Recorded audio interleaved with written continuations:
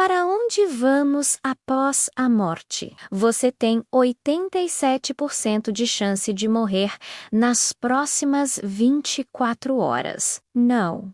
Isso não é clickbait. Estatisticamente falando, todos nós estamos mais perto da morte do que imaginamos. E aqui está a pergunta que todo ser humano já fez pelo menos uma vez na vida, mas poucos têm coragem de explorar de verdade. Para onde vamos após a morte? Nos próximos 22 minutos, você vai descobrir algo que religiões escondem, que a ciência começou a confirmar e que experiências reais de pós-morte revelam. Isso não é sobre religião, não é sobre crenças vazias, é sobre evidências, é sobre testemunhos, é sobre uma verdade que pode mudar completamente a forma como você vive hoje. Porque quando você entende o que vem depois, você para de viver com medo e começa a viver com propósito. Então respira fundo, deixa o like agora porque esse vídeo vai ser intenso. E se você ficar até o final, eu vou revelar o segredo que ninguém te contou sobre o que acontece nos primeiros 40 dias após a morte. Vamos começar desde o início da civilização. Todas as culturas, em todos os continentes, acreditaram em uma coisa: a morte não é o fim. Egípcios antigos construíram pirâmides inteiras preparando-se para a vida após a morte. Gregos falavam sobre o rio Estige, onde almas atravessavam para outro mundo. Tibetanos criaram o Livro dos Mortos com instruções detalhadas sobre a jornada da alma. Indígenas americanos sempre souberam que os ancestrais caminham entre nós. Hindus e budistas falam de reencarnação há milhares de anos. Cristãos acreditam em céu e inferno. Muçulmanos descrevem Barzakh, um estado intermediário da alma. Judeus falam de Sheol, o mundo dos mortos. Olha só, todas as civilizações separadas por oceanos por milhares de anos chegaram à mesma conclusão: existe algo depois. Mas aqui está o que é fascinante. Elas não apenas acreditavam, e elas sabiam como. Porque havia pessoas que voltaram. Isso nos leva ao próximo ponto crucial. Em 1975, o Dr. Raymond Moody publicou um livro chamado Vida Depois da Vida. Ele entrevistou 150 pessoas que estiveram clinicamente mortas e voltaram e descobriu algo chocante. Todas elas descreviam a mesma experiência. Não importava se eram cristãs, ateus, budistas ou muçulmanas. Não importava a idade, cultura ou país. O padrão era idêntico.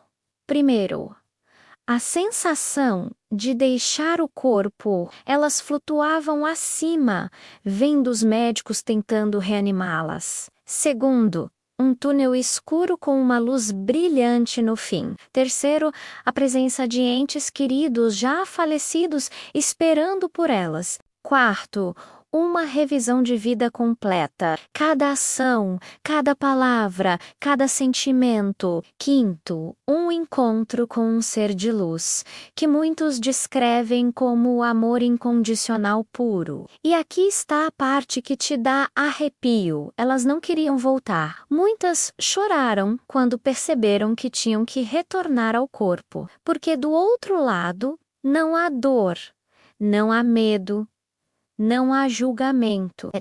Mas espera, a ciência acredita nisso? Interessante que você pergunte, porque nos últimos 20 anos, estudos científicos começaram a confirmar algo impossível de ignorar. A consciência continua após a morte clínica. O projeto AWARE, liderado pelo Dr. Sam Parnia, documentou casos de pessoas que descreveram eventos que aconteceram depois do coração parar. Coisas que elas não poderiam saber, conversas em salas diferentes, objetos colocados em lugares específicos para teste, e elas acertaram tudo. Então, não, isso não é alucinação cerebral, isso não é falta de oxigênio, isso é real.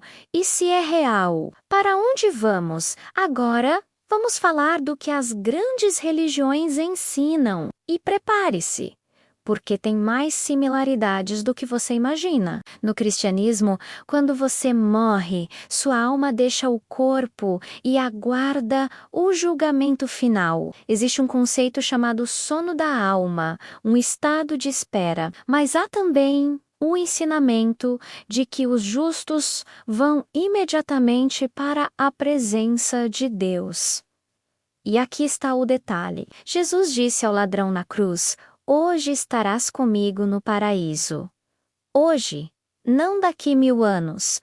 Hoje, no islamismo, os muçulmanos acreditam em barzakh, um estado intermediário entre a morte e o julgamento final. Nesse estado, a alma permanece consciente, mas separada do mundo físico. Anjos visitam, perguntas são feitas, e você começa a sentir um gostinho do que vem depois. No judaísmo, existe o Sheol, o lugar dos mortos. Mas também existe o conceito de Gan Eden, o jardim do Éden, onde as almas justas vão à purificação, a aprendizado, a evolução. No budismo e hinduísmo, a coisa fica ainda mais interessante. Eles acreditam em bardo, um estado intermediário de 49 dias, onde a alma passa por várias fases. E dependendo do seu karma, você reencarna ou alcança a libertação. Mas veja bem, todas essas tradições concordam em uma coisa: a morte não é o fim, é uma transição vocanal-sum. Você não vira pó e acabou, você continua consciente, vivo em outro plano. E isso nos leva à pergunta mais importante de todas. Agora eu vou te contar 3 histórias reais, documentadas, verificadas. História número 1. O menino que voltou do céu. Colton Burpo tinha 4 anos quando precisou de uma cirurgia de emergência. Ele morreu na mesa de cirurgia por alguns minutos. Quando voltou, contou detalhes impossíveis. Ele viu seu pai orando em uma sala, sua mãe ao telefone em outra. Ele descreveu o médico operando, mas ninguém tinha contado nada disso para ele. Ele estava morto, e então ele disse algo que fez os pais chorarem. "Eu vi minha irmã." Ele nunca teve uma irmã. Ou teve anos antes, a mãe dele teve um aborto espontâneo. Ela nunca contou ao filho, mas ele viu no céu uma menina que disse: "Eu sou sua irmã." História número 2. Dr. Eben Alexander, um neurocirurgião. Cético.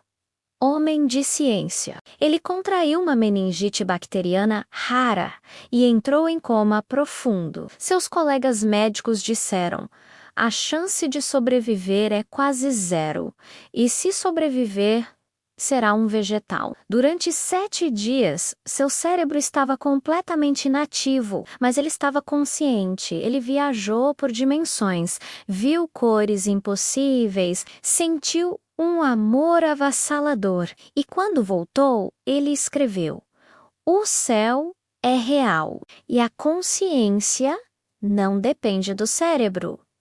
História número 3. A mulher que viu seu próprio funeral. Pam Reynolds precisava de uma cirurgia no cérebro. Os médicos drenaram todo o sangue do corpo dela. Temperatura corporal baixou. Cérebro desligado. Clinicamente, ela estava morta. Mas ela viu tudo. Viu as ferramentas que usaram, ouviu as conversas, descreveu cada detalhe. Quando voltou, os médicos confirmaram: tudo o que ela disse estava correto. Mas como? Seu cérebro estava desligado. A resposta é clara. A consciência não está no cérebro. Esta é ali acute M dele. Agora vamos falar do segredo que prometi no início. O que acontece nos primeiros 40 dias após a morte? Várias tradições espirituais falam desse período como crucial, dia 1 a 3. O choque, nos primeiros dias, a alma ainda está confusa. Muitos não percebem que morreram.